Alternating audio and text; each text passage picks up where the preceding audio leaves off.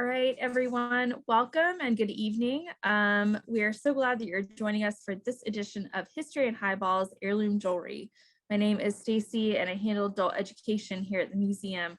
So whenever you join us for one of these History and Highballs programs, you and I get to virtually spend the evening together listening to some incredible stories about North Carolina places and people and what makes our state so special. Tonight's program is just one of many exciting virtual offerings available through MOH. So if you'd like to learn more about what we have going on at the museum, we invite you to head over to our website at ncmuseumofhistory.org. The museum's website is also where you can learn more about shopping in our wonderful museum shop and where you can learn about becoming an associates member. Our associates and foundation provide crucial funding and support to the museum, which in addition to many other things, helps make programming like this evening's event possible. We would like to thank all of you who graciously donated funds towards this evening's program. We do our best to keep our programming free to attend, but there are costs associated with keeping our series going, and we just continue to be so appreciative of your generous support of the museum. A few quick housekeeping items for this evening. We ask that you please keep your mics muted throughout the entirety of the program. Excuse me. And to please type any questions that you have for our guest speakers into the chat function located at the bottom center of your screen. At the end of our program, I will ask our speakers as many of your questions as time allows. So it is my honor to welcome this evening's speakers, Jordan Madre, Registrar for the North Carolina Museum of History, and Nancy Avery, who is the GM for Raleigh Diamond here in Raleigh, North Carolina. Jordan will start us off showcasing some precious and costume pieces of jewelry that are part of the museum's collection. And then Nancy will share some of her favorite pieces of both antique and modern jewelry that echo the style found in our Dressing the Abbey exhibit. She'll also give us the inside scoop on how these gorgeous pieces from the past act as inspiration for current jewelry designs. Welcome, ladies. We're so glad that you're joining us this evening. Thank you. Thank you so much. So Jordan, I believe that you're first up, so I'm going to turn it over to you. All right. So before you can see me, hi, I'm Jordan Madre, and I'm a registrar here at the North Carolina Museum of History. So what I have for us today is a couple of pieces that our two curators on the Dressing the Abbey exhibit have pulled for us. And actually where I am right now is where we did our Dressing the Abbey staging for all of the other props that we had on display. The exhibit provided a few of the props and the dresses, but we needed to kind of fill out the space. So we did a lot of that with our jewelry. There was some tabletop items, sideboard items, dressing table items, and some of these are the pieces of jewelry that you would probably see on a lot of those mannequins. Now, one of the things within our collection, we don't really typically have a lot of heirloom jewelry. A lot of our things are passed down from generation to generation. So a lot of it is kind of heirloom, but we kind of wanted to err on the side of costume jewelry around the 1911, 1920s, up until the 1940s. But these are type of the pieces that you would see kind of in Downton Abbey. So kind of wanted to start with one collection that we have over here. These were worn in the 1920s to up to 1920, 1929. They were owned and donated by Alice Quinn. So this first piece is just one individual earring. Actually, for some reason we didn't collect the other one. Maybe it was missing, or this was just the donor wanted to keep one and then just donate the other. So this is a piece that she wore on 1921. Then obviously Miss Alice Quinn did not wear these cufflinks, but they were still a part within the collection. These are of mother of pearl with brass outside and a glass bead in the interior. Same with these cufflinks. These are less formal, maybe worn outside in a country pursuit outfit. Then these are brass and quite ornate as well. Probably still a leisure outfit, not anything more formal. But again, this is probably just more of the costume pieces that they would wear out. This is a different collection that we have. This is more getting into the rhinestone collection of faux jewelry or costume jewelry. These were owned by Elizabeth D. Horn, and we actually purchased these.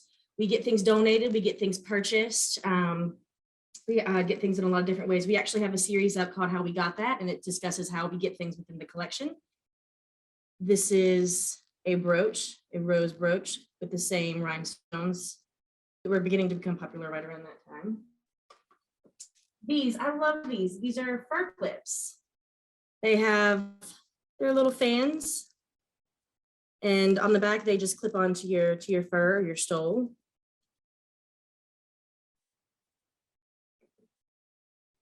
And of course, the ever popular stick pin. And as you can see, I have these tags on here. These are the tags that we keep on all of the artifacts. It describes their accession number. So for example, it's a 3-part system. So it's the year that we accessioned it or brought it into collection under our custody. So that's 2002. The next number is 46. The number within the collection within the year, and then 0.221, that's the collection number within the collection. So this is a very large collection. It goes all the way up to close to 500. We have very large collections, or just, 0.1, 0.2 other smaller collections. This piece I love because it's personalized. It actually is monogrammed with the donor's initials, CDH, or actually, I have to look at it backwards, EDH for Elizabeth D. Horn. And then within the same collection, start getting into some more fancy pins. This is a really nice piece. The collection does include cameos. We have a lot of cameos, but some of them are just not as authentic as we would like them to be, because sometimes a provenance is a little bit different. So someone might say this is, authentic cameo. We do have curators here who can tell that, like I said, Diana and Raylana, who can tell if a cameo is, spot on, but we do have cameos in the collection. This bracelet was definitely trying to be more fashion forward because it is definitely an Art Deco piece. It's hinged on 6 different places. It is gorgeous up close. And then as you can see in some of the, if you go see Dressing the Abbey there, the emergence of much longer necklaces. Sometimes you can wrap them twice around your neck. Other times they just hang all the way down close to your belly button, actually. But it started to gain fame in the late 20s, early 30s. And then these I just love because they're a little bit different than the actual rhinestones. This necklace is a faux cloisonne with black beads that are gold colored swirls, white and yellow flowers, and that nice little pink rose that's on there. Between each bead is copper colored spacers, and it has a clasp hook that also pushes out. So you can start to see some of these much more ornate pieces on women, and they would actually match their ornate dresses just as well. The same with this one. These are mostly stones, mostly agate stones. I mean, this thing is incredibly long, and yes, it is no longer actually a full necklace, but that's what happens. Sometimes we get pieces that are well loved. And so this is definitely another longer piece that you'll see with stones and fabric and wire start to be put together for a jewelry piece. Where do the ornate beads come from? Oh my goodness. Lots of different places. Mostly this agate jewelry is very popular in Scotland and India. So most of those beads would come from Scotland or India or somewhere overseas. But those are the pieces that we have for right now. Definitely we have some other pieces on display up in the exhibit. We actually have some pieces that our textile conservator created herself. Some of the costumes did not come with the appropriate necklace, so we decided that we needed to historically portray the correct jewelry. And in that case, she has made a couple of different ones, taken different brooches, made necklaces. It's really beautiful. And as Nancy can probably tell you, just looking at these pieces, they're gorgeous. Heirloom jewelry is so special to so many people. And even if you're not a part of that heirloom generational situation, you can still appreciate it for its beauty. So those are our pieces. Thank you so much, Jordan. That was so exciting to see a piece from our collection, pieces from our collection that we don't always get to see. So thank you so much. Of course. All right, so now everybody, we're gonna roll forward with Nancy's video. Hello, friends of the North Carolina Museum of History, and welcome to the History and Highballs lecture series. My name is Nancy Avery. I'm the general manager here at Raleigh Diamond Fine Jewelry. I am a GIA accredited jewelry professional, a practicing appraiser, history buff, and new Downton Abbey fan. I was lucky enough to meet Caroline Felder, the creative director of the North Carolina Museum of History recently, and she invited me to speak to y'all about the Downton Abbey costume collection on exhibit at the History Museum. It is incredible. If you have not been to see it yet, please do go to visit. You get to see all of the characters that you love, Mary, Sybil, Edith, and the gang. Up close and personal, you can see the textures and the jewelry, of course, of what they're all wearing. I recently started watching Downton Abbey to do this talk with y'all, and I've been binging ever since. Caution, no spoilers past season 2, please. So Downton Abbey season 1, episode 1 starts with the passing of the heirs of Downton Abbey. They went down with the Titanic. This, of course, sends the Crawley family into mourning. And of course, as all proper English ladies did, the Crawley ladies put on their mourning jewelry. Queen Victoria had made mourning jewelry more than popular. In fact, it was a mandate that it was the only type of jewelry you could wear in court until the 1880s. And this was, of course, because she was in mourning for decades for her beloved King Albert. It really became a standard part of the uniform of grieving for especially British ladies. What is mourning jewelry? Well, essentially it's just dark jewelry. The Crawley girls, and I've got an image here, the Crawley girls in this image are both wearing black beaded necklaces. This one looks a lot like Sybil's, and this one is longer and is very reminiscent of one Mary wears, not just as a mourning piece, but throughout several of the episodes. Theirs would have been made out of jet, maybe onyx. The lower classes downstairs would have worn less expensive versions in black glass, dyed beads, that sort of thing, but always, always dark colors.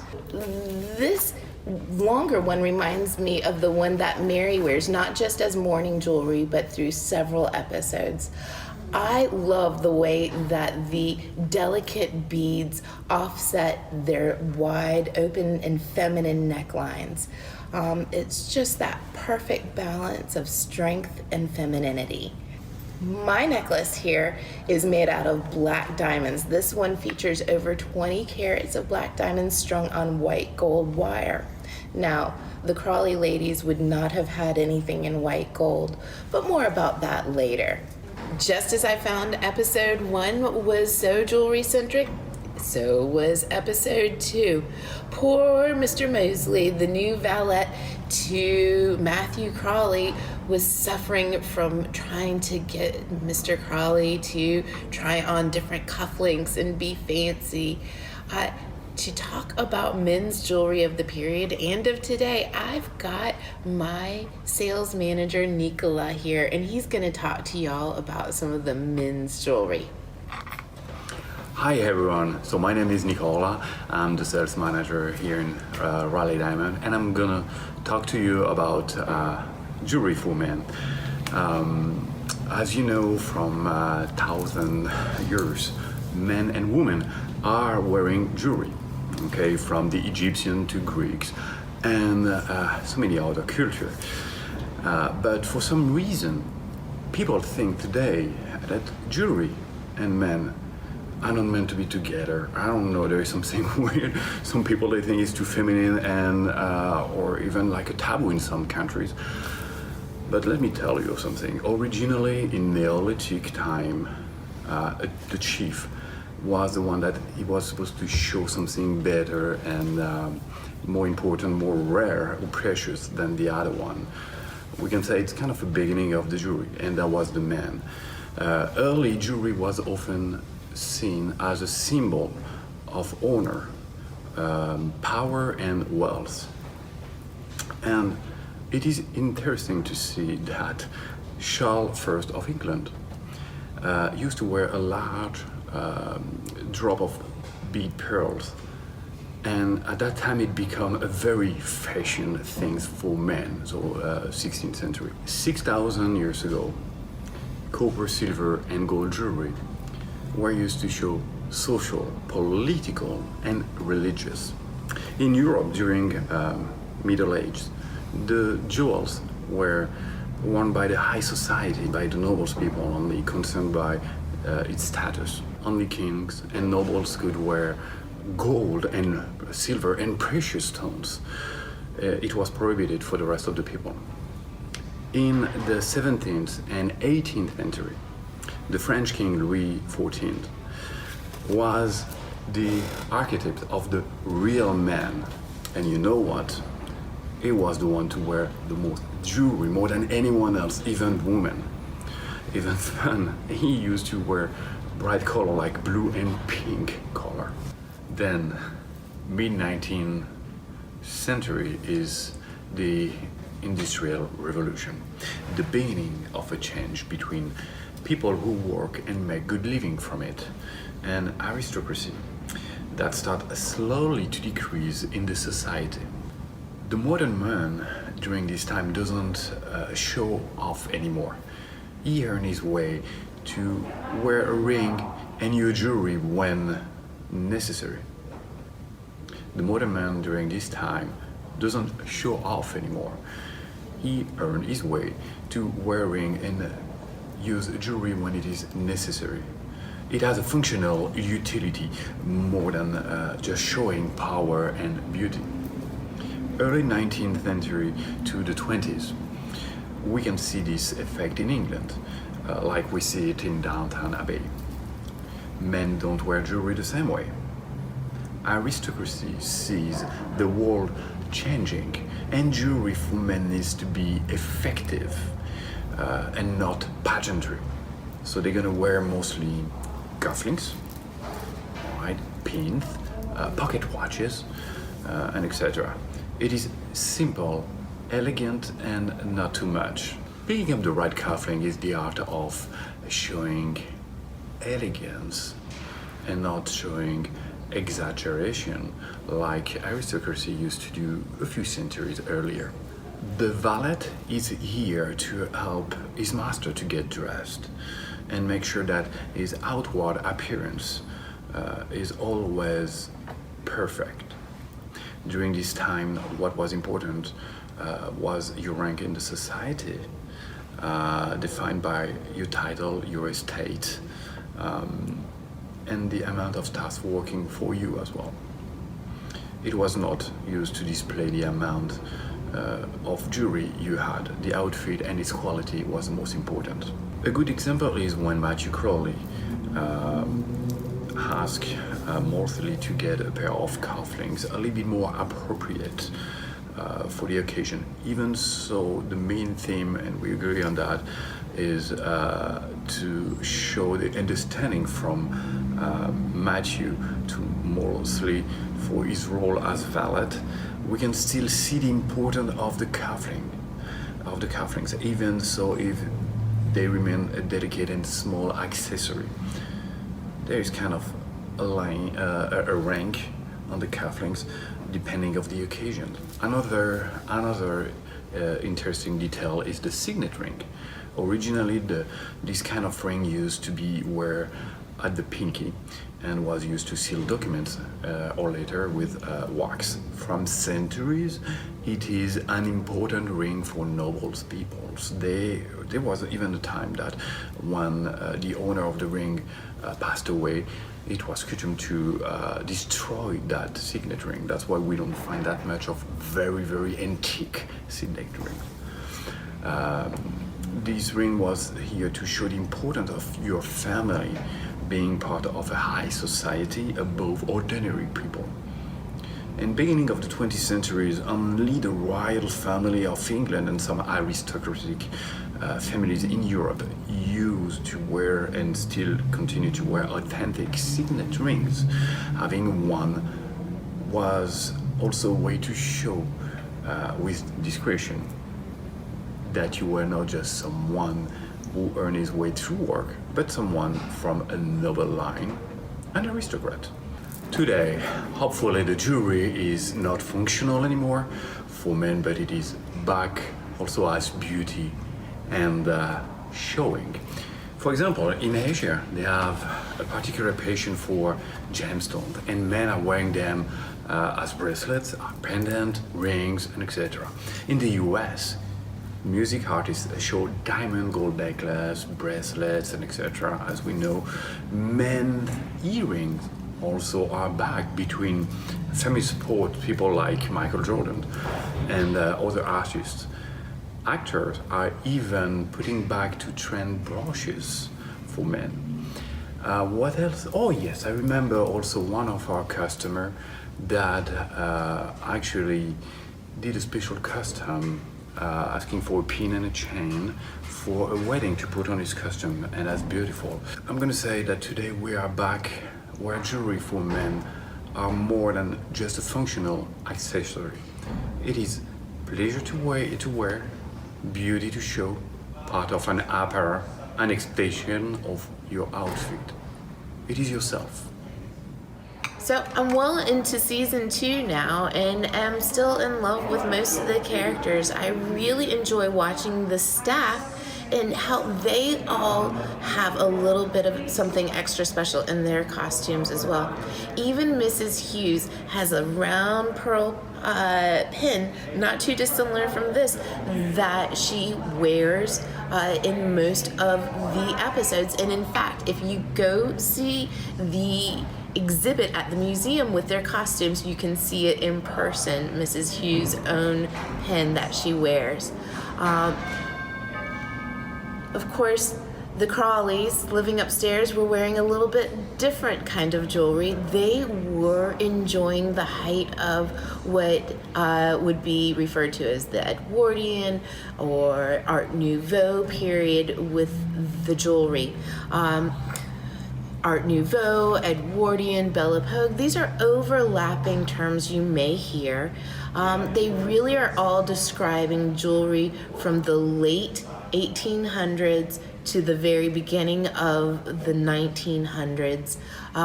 That was a counterpoint to the Industrial Revolution. So while things over here are being made and mass produced, there is a revival of very high-end jewelry made out of platinum, which is extraordinarily difficult to work with and done in extraordinarily fine detail.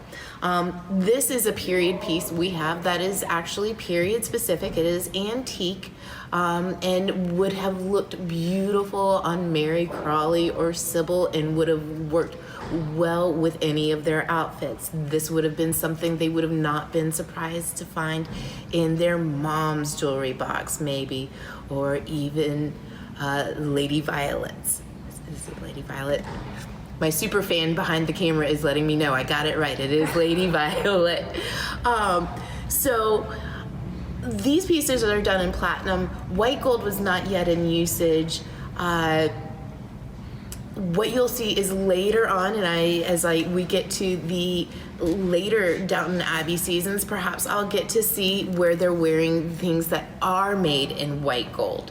You can see that there is a difference between the color of the platinum and the white gold metals. And that's something we typically see and look for as a reason to say, oh, this one's gonna be the white gold, it's gonna be a later piece, the platinum is more likely to be earlier. One of the other ways we can tell the difference in the age is actually by the cut of the diamonds. Diamonds in the early 1900s are cut a little bit differently than other time periods. And we'll get to that in a minute because I've got a couple special diamonds here to talk to you about. One of the accessories I loved watching most were the pearls. Whether you were working downstairs or living upstairs, you had some sort of pearl piece. We mentioned Mrs. Hughes and her little pearl pin, and I think Anna has one as well. And then, of course, the ladies upstairs were wearing much bigger, finer items. One of the reasons that pearls were so prevalent at this time period was Mr. Mikimoto in Japan had, in the late 1800s, figured out how to culture pearls. Essentially what that means is you take a bunch of oysters and you know how to sort of seed them so that they definitely make a pearl. That made so many more pearls on the market. And made them accessible to many, many more people. So they were everywhere. Long strands, short strands, and this is one of my favorite pieces that we have. That is another antique. This one is made out of platinum, pearls, tsavorite garnets, and an amethyst. This is, again, an antique piece that would have been worn by the likes of Violet Crowley or Miss Mary. Pearls today are still a staple of a woman's wardrobe. There are few gemstones that are as strong but as feminine as the pearl. And they come in a lot of varieties, and just like they like to wear their long strands then, I like to wear my long strands now. They're easy go-to. I like to be able to just throw things on and go about my day, whether I've got the great open neckline and going to tea, or I'm going to Harris Teeter to get some dinner for tonight. They really work well in our society today and with our outfits. So whether you're living at Downton Abbey or downtown Raleigh, pearls are the way to go. So what do you do if you happen to be fortunate enough to receive one of these pieces as an heirloom of your own? Is it okay to wear something this delicate and beautiful? Is it safe? Is it gonna be okay? Well, maybe. Here's the thing a lot of women need to hear. You are tougher than gold. You are tougher than platinum. You are stronger than diamonds. And yes, you can wear them out.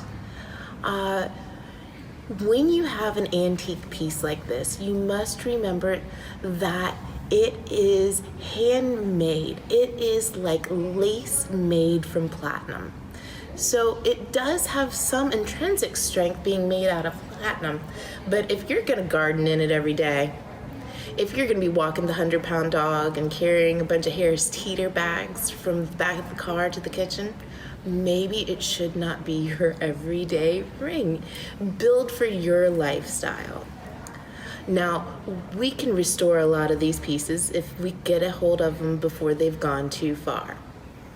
Fortunately, a lot of the time, we don't get to them before they've gone too far, and I've got a couple of rings here that we were able to find diamonds in rings that no longer were going to exist. Look at this big, beautiful 3-carat beauty. This is an antique diamond. It is an older cut, and it is warm. It's what we call an ST color. The ring that it was in originally, that dated to when it was cut, it was worn out. It was never going to survive being worn. Same with this one. This diamond is even older. This is what we call an old European cut diamond. Again, a little bit chunkier. The facets are larger than what we have on a modern diamond. The original rings were never going to survive being worn by a 21st century woman. So what we did was we took the rings, or made rings around the stones that were inspired by the time period. This one is a particularly Edwardian design. It has that yellow gold shank with hand engraving. It's got a platinum top with the crown style head. This would have been perfect on Mary Crowley's finger. Does she ever get married? Still on season 2, so don't tell me. I really want to know though, so I'm just gonna have to watch the rest of the episodes. But this would be perfect for Mary. So salvaging the stones and honoring the most important part of the ring is a great way to go. And we can definitely help restore pieces here or help you design around an antique stone that you may have. I wanted to share a story with you that's very personal to me about an antique diamond, and it's actually the diamond that's in my ring. My great-grandmother wore this diamond. My grandmother wore this diamond. My mom wore this diamond. And I've been wearing it for almost 20 years. And there are few things in this life that pass through a family like a diamond can. Cars, houses, cash, furs, they all get sold, worn out, divided by the family. But a diamond is something that can be passed from parent to child to parent to child through many generations and stay in perfect condition. I know I feel kind of special wearing it. It makes my mom feel a little bit closer. And I know it makes my husband proud to see that he was able to have something made for me that was unique and special. And then had that tie to my family. So, fellow history buffs and jewelry lovers, I've enjoyed speaking to you today about antique diamonds and pearls and men's jewelry. Wanted to let you know if you have any questions about restoring your own pieces or designing something inspired by Downton Abbey's exhibit with their costumes that you're going to go see, please give me a call here at Raleigh Diamond. We're on Glenwood Avenue in Raleigh. But again, a big thank you to my friends at the History Museum. The museum is such a special place. I've enjoyed visiting it when I was a little kid. I've taken my son and my husband there over the years. The resources and the learning that happens at that museum is just a gift. And I hope you get to share it with someone you love. And we'll see you in downtown Raleigh. Bye. Well, let me just introduce myself, and I'm Nancy Avery. I'm the general manager of Raleigh Diamond Fine Jewelry. It's an incredible family-owned jewelry store. It's on Glenwood Avenue, just about a mile west of the Beltline. Anyways, we're so fortunate. We have an incredible selection of estate jewelry. And I was lucky enough to meet Kara from the museum earlier this year. And she shared with me about Downton Abbey. So I had to start watching, and I've totally become hooked to Downton Abbey. I'm on season 2. So if I give out any spoilers, or please don't give me any spoilers for earlier past that. So yes, we happen to have a great selection there of estate jewelry, and I was going to talk about some of the rings that we have, and I happen to have a couple. Oh golly, I wasn't prepared for this kind of showing, so let me use my YouTube. Let's see. So these type of rings, I don't know if they're showing up as well as your museum directors were, have filigree that was really popular at that time period. If you saw in the video, at least before, you saw a necklace that I was showing that is just a spectacular example of something that Mary or Sybil would have been able to wear.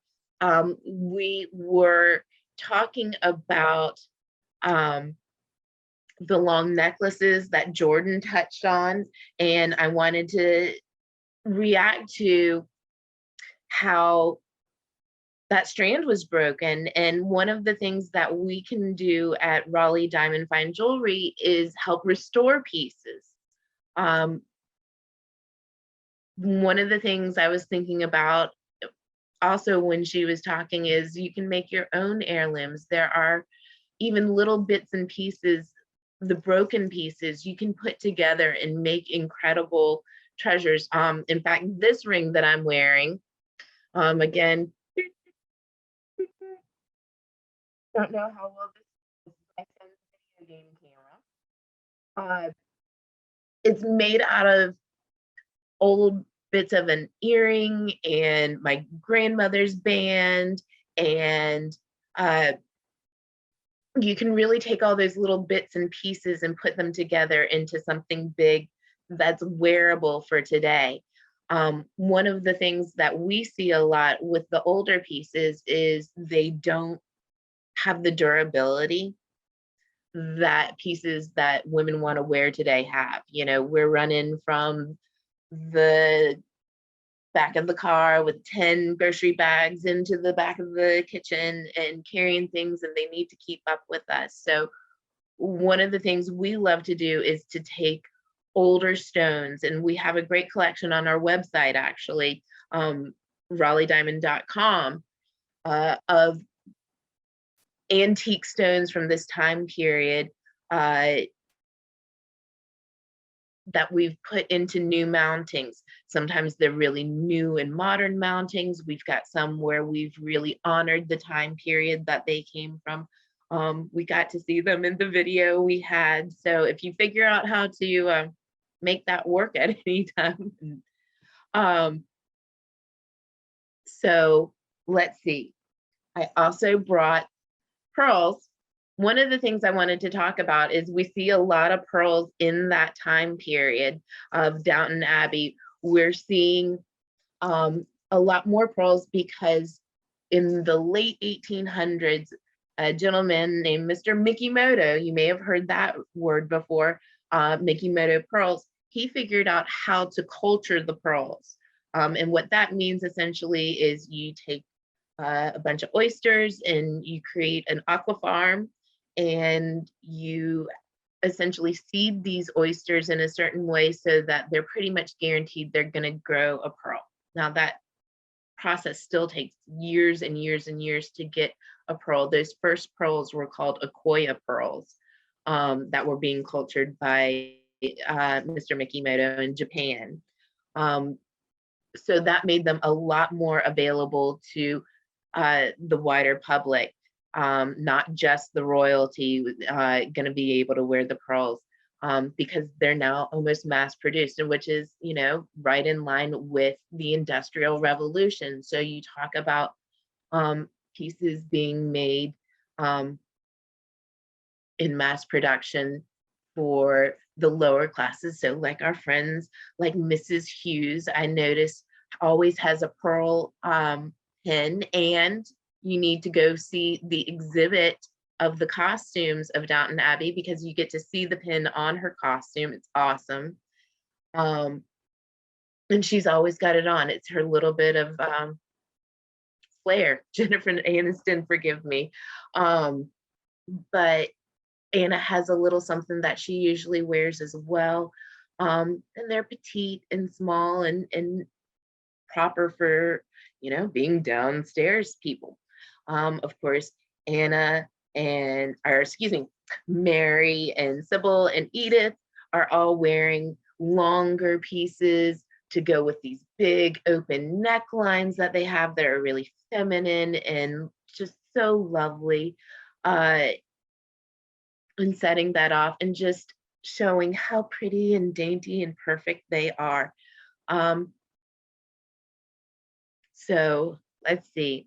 Can I open the chat and see if y'all have any questions? I'm kind of ad-libbing this. Of course, yes. Does anyone So- have any questions? Y'all, if you have any questions for Nancy, please put it into the chat. I have a question for you, and I'm sure this is like a token question that you get all the time, but I just have to ask because with your passion of heirloom pieces, is there a favorite piece that you have? And if so, why is it your favorite? Yes, it's very special to me. And it's in my engagement ring. And this is the diamond that my great-grandmother and my grandmother, who are in that portrait behind me, they both wore it for many, many years. My mother wore it in a ring from, you know, her marriage, and then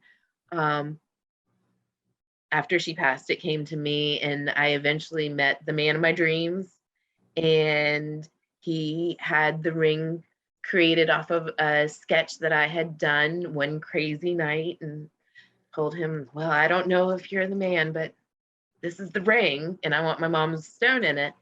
And so about 20 years later, it's still working for me. Is it true? Yes, yes, yes, it is. What did the brilliant cut? So, oh, great question. So someone just asked about the pearls on your teeth. Yes, let me tell you about how you can feel real pearls and going through your mom's and your grandmother's jewelry boxes. How are these the real ones, or are these the ones that came from Belts or Tallheimers, or if you remember Ivy's a few years ago? Yes, when you rub them, they will feel rough and cold. When you pick them up, they're going to feel heavy and they're going to clank a little. You got to remember they're made out of nacre, which is basically like bone or tooth. It's calcium. So it's going to feel dense. If they feel light, if you can not feel a weight to them, that's definitely going to tell you that they're probably not a real pearl. So, but yes, they usually have a rough texture. My grandmother taught me the first time, the one with the bow in her hair, about that. Well, gemstones were popular in the 1920s beside the diamonds and the pearls that you are showing. I have a pen here. Sapphires. I mean, gemstones have been beloved for always. And, you know, it's funny, a lot of the gemstones then that they would call ruby, there's a famous, it's actually a rubellite. Oh, I wasn't prepared for this quiz show. It was in some Indian Raja's crown for years, centuries or whatever, and it was always called a ruby. Well, when Gemological Institute of America came around and they figured out how to actually identify different gemstones, they found out it's a rubellite, which is a form of tourmaline, which is a totally different gemstone. It's not a ruby, although they look similar. Let me show you sapphires. So you asked about sapphire, different gemstones. This is a period piece that has sapphires. Now this one's later, I happen to know, because it's made out of white gold, not platinum. So that's another way you can tell if a piece is older, is if it's made out of platinum, that's going to usually be an earlier piece. White gold didn't really come into usage until around World War II, a little bit before then. It had been invented before that, but it wasn't a practical usage. Oh, here they go. Can jewelry with old world rough cut diamonds be redesigned? Yes, that's what this is. That's what this is. And if you go to RaleighDiamond.com and look at finished engagement rings, there are several antique diamonds that we've honored into gorgeous new settings. There's a 3-carat old vintage cut that we just finished. It's like, it's called Candlelight, because they didn't have as white a diamonds for the most part earlier on. Most of the finds were a little bit warmer in color. And one of the terms they would use was candlelight instead of yellow or canary. And that's what this one is. So we had the white gold pin earlier, and it's got diamonds and sapphires. This is how they show things on YouTube I've watched. And then this one is an earlier piece, a little bit nicer. This one is platinum and sapphire and diamond. And just that blue is so incredible. I think they focus better. Is that it? That is absolutely gorgeous. So this is so neat. I love these sorts of pieces because the artisanship to make these So these would often be, you'd have the guy with like the sheet of platinum, and they would hand saw out the shapes, and then the guy cutting the sapphires. And these are all like little puzzled Lego little pieces put together. Um, they would be sitting right next to each other. It's like they're making this puzzle piece together out of different materials. And it took teamwork and communication. That's one of the things I'm really proud of that we do at Raleigh Diamond Fine Jewelry as well, is because we have a shop with artisans, and we cast metal and set stones there. And and it's so fun because some of the techniques from the period of Downton Abbey and the people that would be making things for all of those characters and even earlier. I went to Williamsburg, Virginia, a couple years ago with my kid, and they've got a jeweler shop there. And I'm like, oh my goodness, this bench just looks so much like what we still have. Now, of course, we also have the giant microscope and the laser and all kinds of crazy CAD, and they can print, like you can dream it, we can print it, we can cast it. Like, it's just incredible. But it still goes back to every day I'm hearing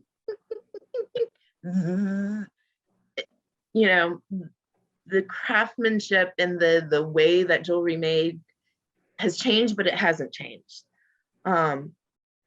Let's see, that reminds me of one of the other things that was in the video that I wanted to talk about, was some of the ways that jewelry really has changed. And one of the things I'm very proud of is the jewelry industry was always just a very masculine, male driven industry. Even to this day, it's a lot a boys' game. And again, at a family store, it's not like that. And we've got this eye towards making jewelry that's not just pretty to look at for girls who are going to sit there, but a joy to wear. And whether it's a new piece that's going to be a future heirloom, or we're helping remake a piece, it's about, is it going to match who you are and what you're going to wear? And that's one of the things that's so important about jewelry, is how it makes you feel, how it makes you feel when you give it to somebody and you get to watch them wear it. That's kind of the whole magic that happens, and is the reason that jewelry is one of the first things that people made. In prehistoric times, we were doing it. Today, some of the CAD programs that have come out and been used for other things later on, it started with jewelry. Do you size for jewelry, or do you send it in? No. We have a shop at the Raleigh Diamond Fine. We do it at home. Yes. In fact, that's one of my specialties. I do appraisals. I did appraisals all day long today. As a matter of fact, I was at my microscope. We have, there's another one of the things that's really cool about new technologies that we have now as jewelers. I have an X-ray machine at the store. Ask her to repeat the questions. Yeah. Oh, she was asking if I did appraisals. I do appraisals all the time. I can help evaluate old pieces, new pieces, and that's what I was saying. The new technology that we have for that is pretty cool.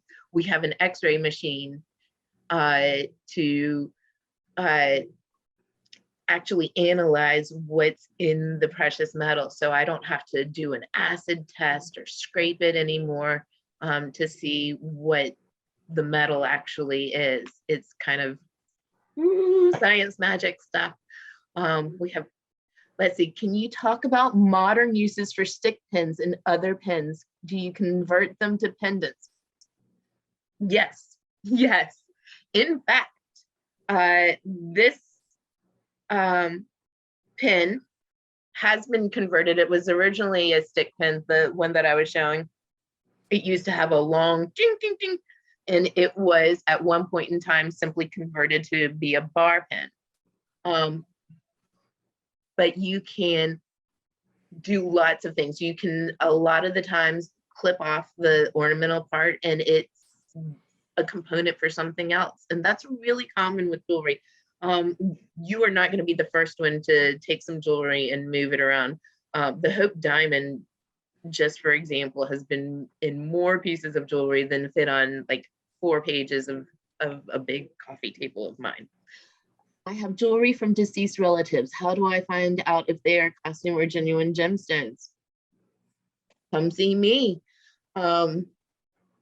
We can help you with that. Again, I was talking about the pearls. They're going to feel heavier. Other gemstones, they're harder to tell. There's some good simulated costume pieces out there. It can be very challenging to tell. And then like the difference between, is it something that's laboratory grown, or is it like we were talking about, you thought it was a ruby, but actually it's a tourmaline, a rubellite. Let's see, what are the other, there's a bunch of questions. Can you help us to determine the quality of stones and settings at antique shows or estate sales? I do not go out to estate sales with you, but you are always welcome to bring a piece to me and we can do an appraisal. What is the most unusual piece of jewelry or the most unusual stone that you have ever seen? I'm gonna have to say Ethiopian opal is my big favorite right now. We have a necklace that I have fallen in love with. I can only describe it. I wish I had a picture of it for you right now. And I see someone else asking what's the company name. It's Raleigh Diamond Fine Jewelry. But so opal, everyone thinks of as coming from Australia or maybe the Mexican fire opal, which is beautiful and orange. But this new find that they found about 25, 30 years ago in Ethiopia, I can only describe it as holding a rainbow in your hand. I mean, it makes me excited just to think about it. It's somehow full of light and reflects every color. I wish I could share this piece of jewelry with all of you right now. So that's probably my favorite gemstone, and it is so unusual. And each piece that we've got in is more fantastic than the next. Let's see, are there any other questions? Let's see, did I miss any?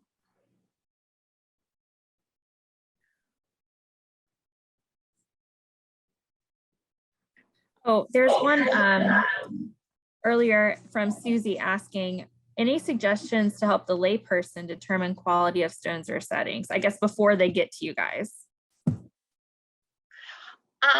Get a magnifying glass. See if the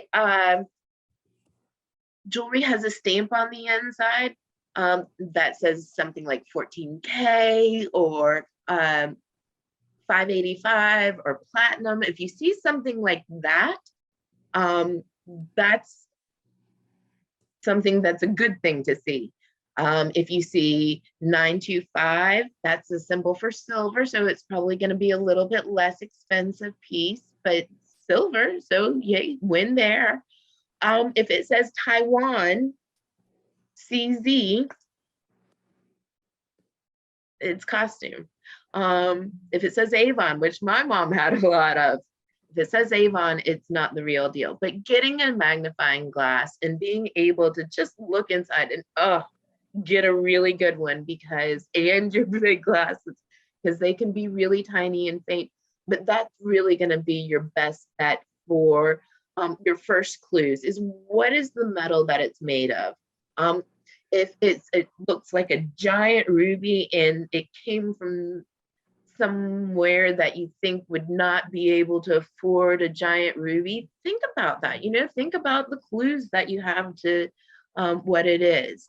And it's always fun when I'm doing older pieces and when we have a mystery stone, to have to go and then use the technology and the things that we have and the training that we have from the Gemological Institute of America.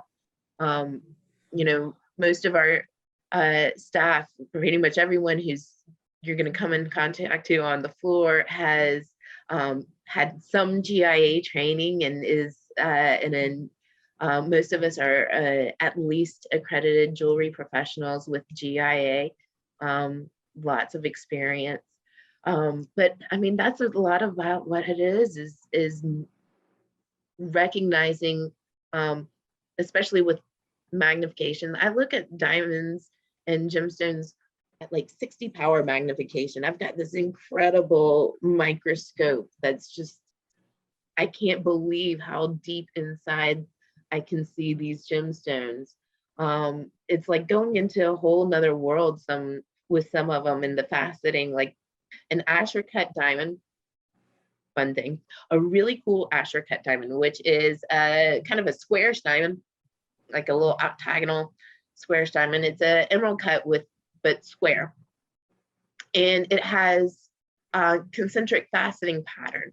And when you look into one that's cut really well, it is just like, you know, on like Star Wars, when they go into warp speed and it's like, that's what looking into an incredible Asher cut diamond is like.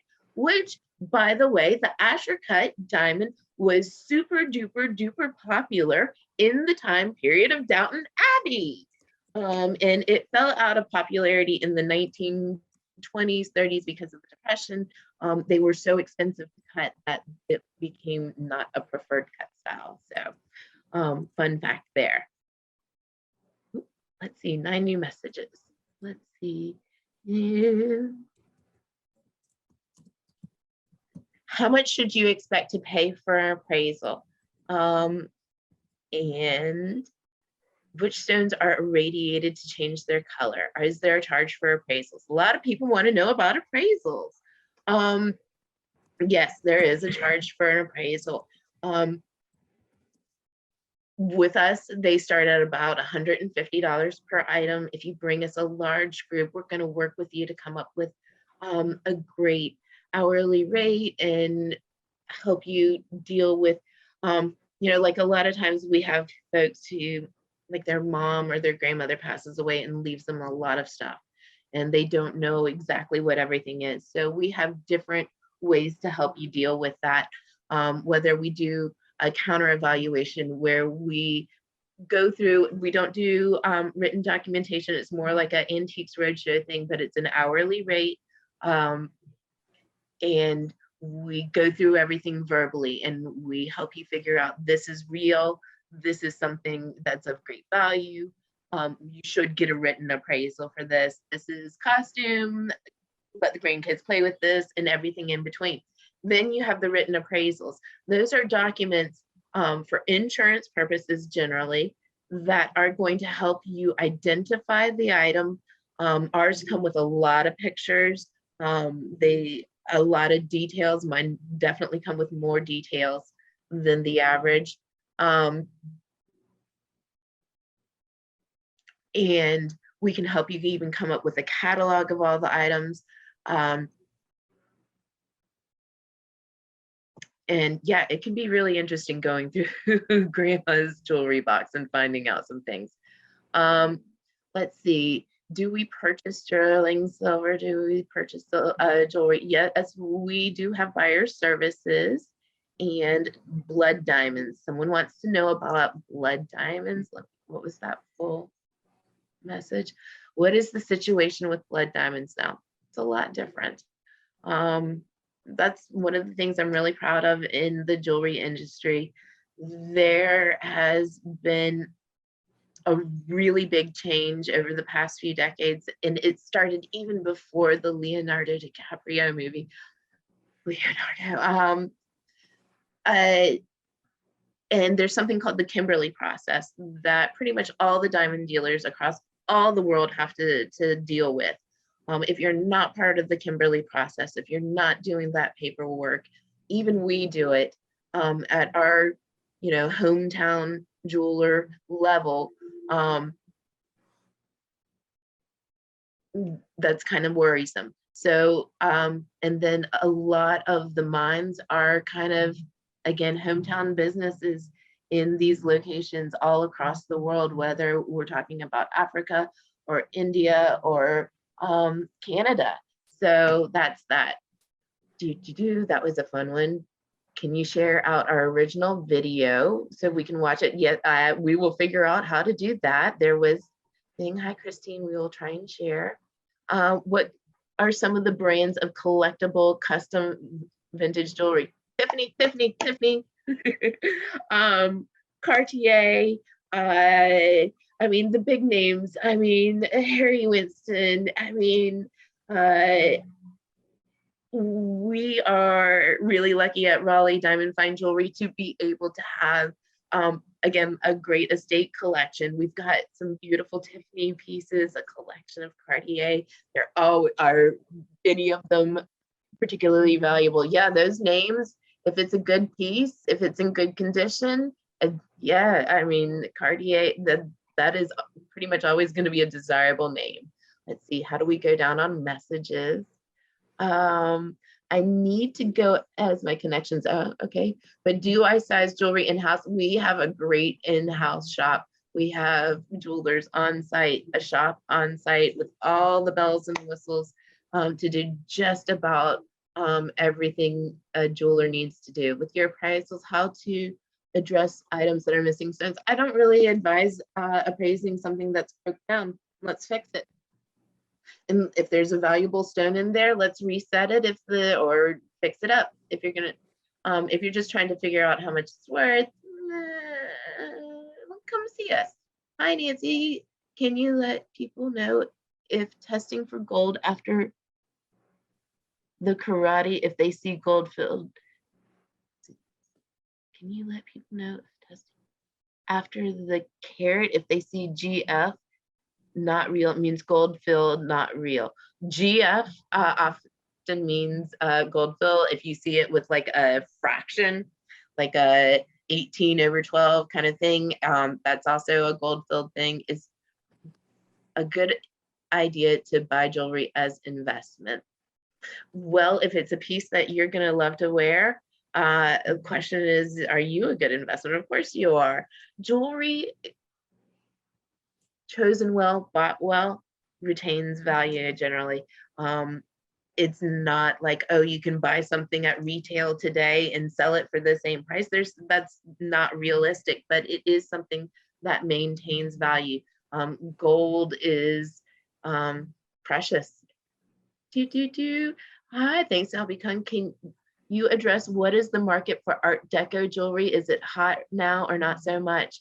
Art Deco is one of everybody's favorite time periods. When I get a deco piece in, I just a few bracelets into our estate collection that are deco. Oh my golly, I wish you could see them. They're in the video. Yes, love them. Love them. What is the market for jade? Not much in Raleigh. Jade is nice. Very popular in Asia. Nice. There's a lot of low quality jade out there. Most of the stuff you see around, in at least locally in Raleigh, in my experience, is generally the lower quality pieces. But if you've got an old Art Deco piece, you might have something pretty. That might be a better piece because there wasn't as much fake jade back then. Let's see. Are there any other questions while I have a...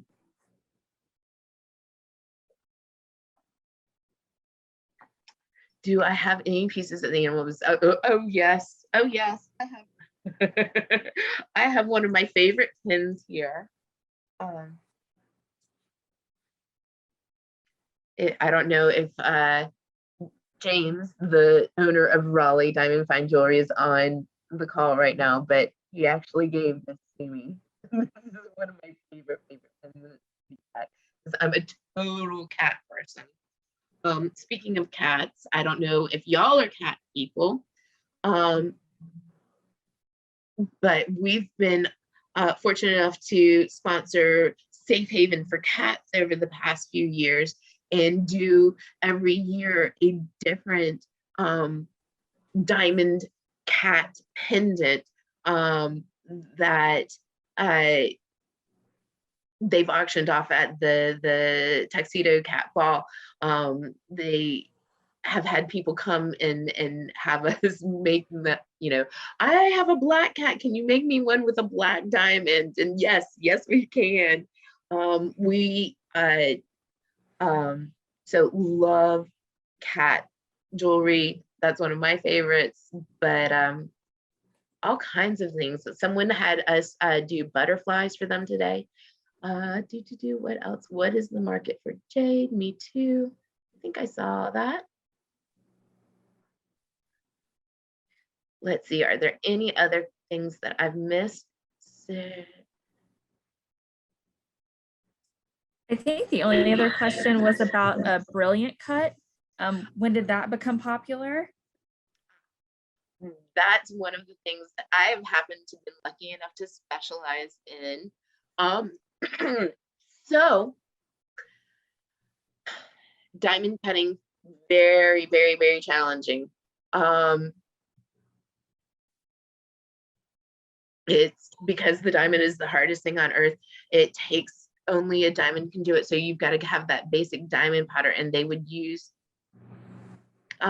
basically like a leather with the diamond powder ground into it to polish them down. So they could only have a few facets at first. So earlier cuts were very rudimentary. And then as the technology got better and better, and even steam power got involved,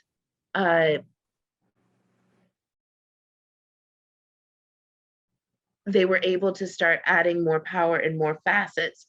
So then we go from this chunky monkey, which I love, and they make the funkiest things when you reset them now. Old mine cuts, and they're kind of cushiony and they're not regular, and sometimes they're lopsided. And that evolved into the old European cut. That's what's in my ring. That really flourished in the Downton Abbey period, the late 1800s, so a little bit earlier, so the late 1800s up until the 1920s, really getting into that heyday. And then we start moving into more of a transitional period, and then we get into one of my least favorite cut periods, which is the mid 20th century. And that's when we see a lot of stones that were cut to save all their weight, and they're shallow. And I saw one today, and they look like, we call them in the industry, we call them fish eyes, because it looks like it's like looking back at you. And but it was a sweet, beloved diamond, and the daughter who was receiving it could not have been more thrilled. They came in and had it appraised and got their paperwork done so it could be insured, and we kind of fixed it up a little bit and cleaned it up a lot. And it was one of the happiest days in her life to receive this ring that her mom had been wearing. And yeah, it wasn't the most beautiful or most perfect diamond in the world. It had fish eye. But that fish eye is going to look at her every day and tell her she's loved and she's tough and she's strong. Can you talk about the necklace I'm wearing? Yes. This was, see that little girl? That was hers first. That was my Nina. And she got this actually in the 1950s as a wedding anniversary present. And it's really been the same ever since. I haven't changed it. It's 7 graduating diamonds across. And it's funny that a piece literally from the 1950s that she got for, I think it was her 7th anniversary, we're making almost the identical necklace today. The chain's a little different. The way we set it's a little different, but it's still, a classic style. And that's going back to Downton Abbey. Where's my pearls go? Let me clutch my pearls. Um, uh, this is a classic piece. I was watching Downton Abbey this morning. Matthew walks. Matthew walks. But the mom, oh shoot, not Violet. She had on these pearls. She had on my pearls. With her, big dress and practically Victorian times. It's the same thing. And these are my travel pearls. This is a strand of freshwater pearls. Do I offer classes or more educational webinars? How it's ID areas? I don't know. I'd love to. If you want, come talk to me at the store. Well, let's chit chat. I love talking about jewelry. It's a passion. We have a bookshelf at the store full of old books, and one's full of one of my favorites is the Smithsonian collection, and I believe the museum is I saw part of the Smithsonian community, and it's just amazing.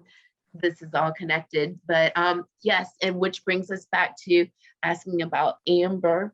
Someone's got a question about amber. Let me read what this is. I have some old amber pieces from the Baltic states. Some are huge jewelry pieces made into necklaces and bracelets. I even have chunks of unfinished stones. Any value to old amber and these stones rocks? Possibly. Amber is something that there is way more costume than there is real. And then a lot of what's real has been really treated. And there's ways to look at it. If you look in there, and the inclusions they almost look like, I don't know, a cross between a jellyfish and a starburst. If they have those, it's been treated in a certain way. But good amber definitely has value. And again, the unfinished stuff, that's more like a rock collecting thing. When it becomes fashioned and becomes jewelry, that's something I'm gonna be more aware of. Let's see, do we have messages on the recordings? Let's see. Is there green amber? There are different really cool tones of amber, and there is this goldenish green. Stay gold pony, yet like a greenish gold thing. And then I'm just kind of starting to pull out some of these things. This is a deco watch. We were asking about deco.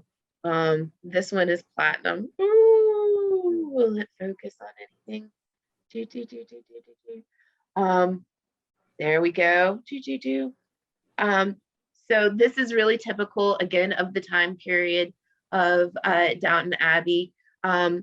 It's got a fine mesh platinum bracelet. They actually would weave platinum threads into a bracelet.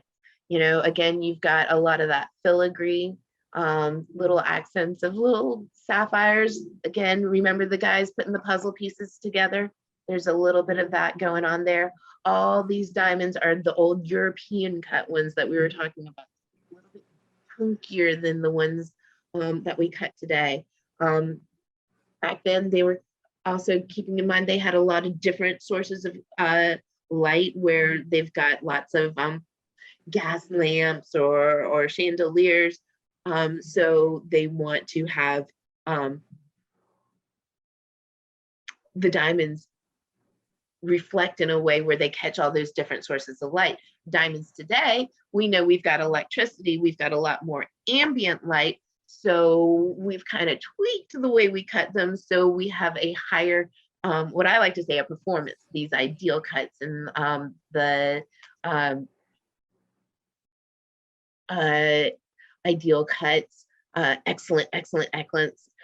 Those are the really fancy, like, Porsches of diamond cuts today. And we got a few of those too. And those are really, really fun to play with. Let's see. Is Indian turquoise jewelry valuable? Are we talking about American Indian? again, there's a whole range. Yes, there's some really important pieces. There were some really important craftsmen. Yes, American Indian.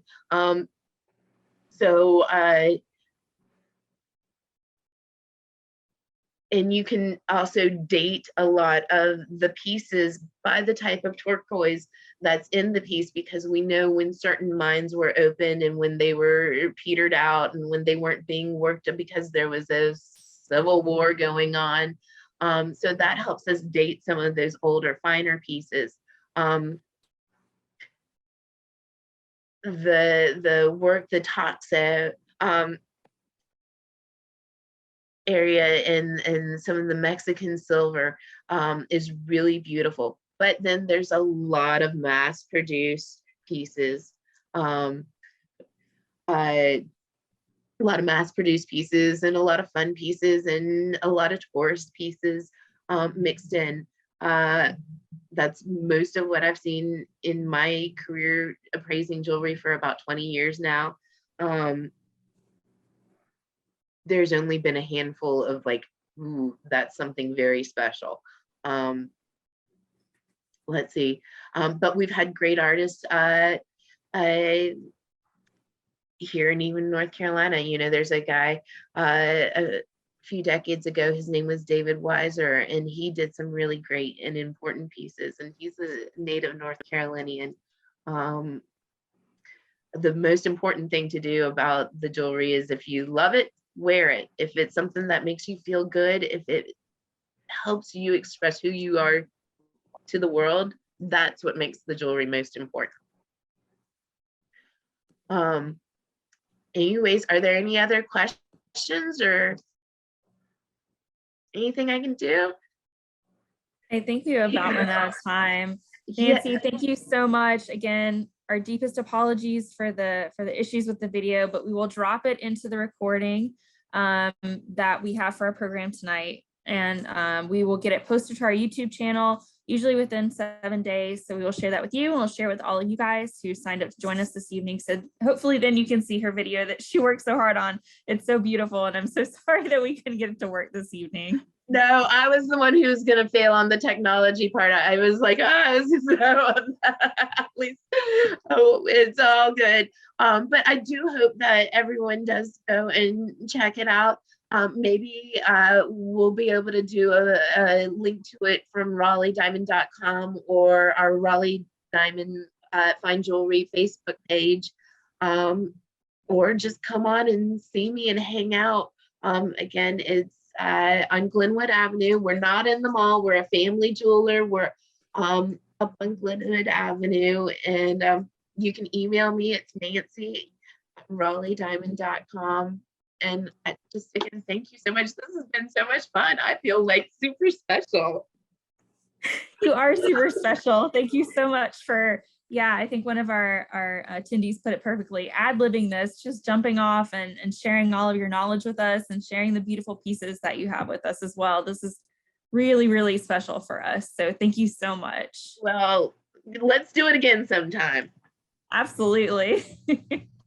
And I think Jordan left us for the evening, but just thank you so much for her taking time tonight to show us some pieces from the museum's collection that don't often get to see the light of day. So that was really cool too.